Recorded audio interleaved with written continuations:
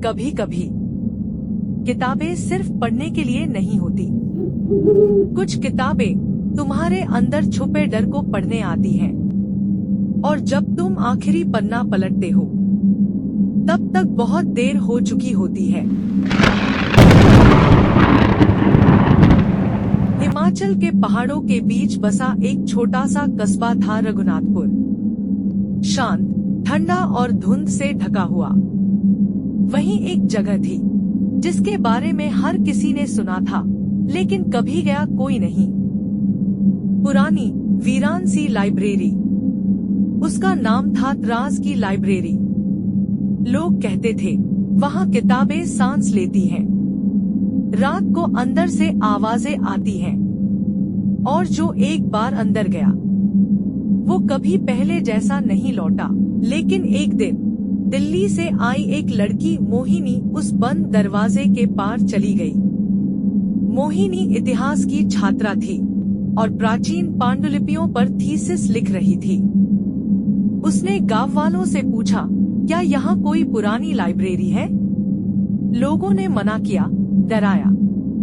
उस जगह मत जाना बिटिया, वो किताबें इंसानों को पढ़ती हैं, लेकिन जिज्ञासा डर से बड़ी होती है।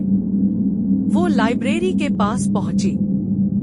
दरवाजा धीरे से खुद खुल गया, जैसे उसे आने का इंतजार था।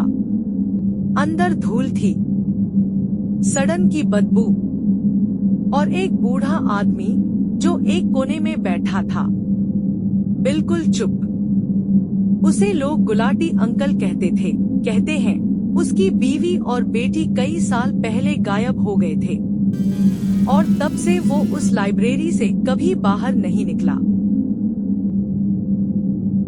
मोहिनी ने धीरे से पूछा, क्या मैं कुछ पुरानी किताबें देख सकती हूँ? गुलाटी ने बिना बोले एक चाबी दी और आंखों से इशारा किया, उधर जाओ।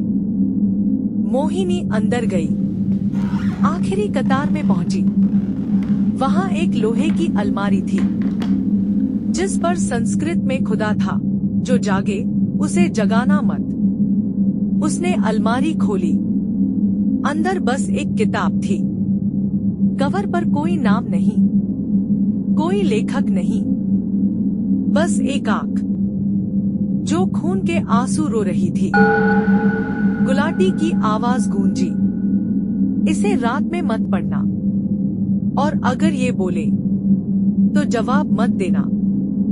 मोहिनी ने हंसते हुए कहा, अंकल, आप तो जैसे हॉरर फिल्म के डायलॉग बोल रहे हैं। लेकिन वो नहीं जानती थी कि वो खुद एक कहानी बन चुकी है। उसी रात अपने गेस्ट हाउस के कमरे में उसने वो किताब खोली। हर पन्ना खाली था। वो हंसी, बेवकूफ बना दिया मुझे। किताब एक तरफ फेंकी और सो गई। पर ठीक 3:13 पर उसने सुना, मोहिनी मुझे पढ़ो, मुझे पढ़ो। उसकी आंखें खुली। कमरे की लाइट टिमटिमा रही थी। किताब अब डेस्क पर खुली पड़ी थी, और अब उसके पन्ने खाली नहीं थे। हर पन्ने पर किसी की मौत की कहानी थी, और वो सब लोग मोहिनी के जानने वाले थे। राहुल उसका बचपन का दोस्त, कहानी में लिखा था, गला घोंटकर मारा गया। नेहा उसकी कॉलेज फ्रेंड, ट्रेन से कटी लाश। मोहिनी कांपने लगी। उसने आखिरी पन्ना पलटा। वहाँ लिखा था, मोहिनी मरेगी जब वो समझेगी कि कौन लिख रहा है। वो चिल्लाते हुए लाइब्रेरी भागी। गुलाटी अभी भी वहीं था, आग के पास। उसने देखा वो कुछ पन्ने जला रहा था। तूने उसे जगा दिया। ये कोई साधारण किताब नहीं है, ये काल्लेख है, जो अपने पाठक की जिंदगी खुद लिखती है। मोहिनी ने रोते हुए पूछा, इसे रोका कैसे जाए? गुलाटी की आंखें लाल थी। एक ही तरीका है, तू अपनी मौत खुद लिख, तभी ये कहानी खत्म होगी। वो चीख पड़ी।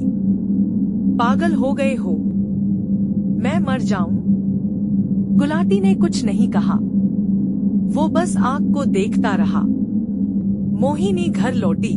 उसने किताब को जलाने की कोशिश की, कभी गैस से, कभी पानी से, लेकिन किताब हर बार और मोटी होती गई। हर बार जब वो किसी के बारे में सोचती, वो इंसान अगली कहानी बन जाता। उसकी बुआ, उसका प्रोफेसर, उसका स्कूल का ड्राइवर, और फिर उसकी माँ का फोन आया। मोहिनी, तुझे याद है जब तू 6 साल की थी और किताबों की दुकान में खो गई थी? तेरा शरीर ठंडा पड़ गया था और तू घंटों बाद एक पुरानी किताब के पास बेहोश मिली थी। तू कुछ बड़बड़ा रही थी। मत पढ़ो, वो देख रही है। मोहिनी को सब याद आ गया। वही किताब, वही आंख, वही डर। किताब ने उसे बचपन में ही चुन लिया था। वो सिर्फ पढ़ने वाली नहीं थी, वो अब खुद एक पन्ना थी। उस रात मोहिनी ने हार मान ली। उसने आखिरी पन्ने पर लिखा, मैं मोहिनी अपनी मर्जी से इस कहानी का अंत करती हूँ। मेरी मौत इस किताब की आखिरी कहानी है। किताब ने एक लंबी चीख मारी। कमरे की दीवारों से खून बहने लगा। शीशे टूट गए और फिर सन्नाटा। अगली सुबह गेस्ट हाउस के कमरे में सिर्फ एक राख बनी किताब मिली। मोहिनी का कोई नामो निशान नहीं था। अब लोग कहते हैं लाइब्रेरी फिर खुल चुकी है। गुलाटी अब नहीं रहा। उसकी जगह अब एक लड़की बैठती है। काले बाल, ठंडी आंखें, मोहिनी जैसी। वो सबको एक किताब देती है जिस पर कुछ भी लिखा नहीं होता, लेकिन जैसे ही तुम पढ़ना शुरू करते हो, पहला पन्ना तुम्हारा नाम बताता है। अगर कहानी ने थोड़ा सा भी डराया हो तो लाइक दबाओ, शेयर करो और सब्सक्राइब करके दस्तक की अगली दस्तक का इंतजार करो। अगली बार और गहरा अंधेरा होगा।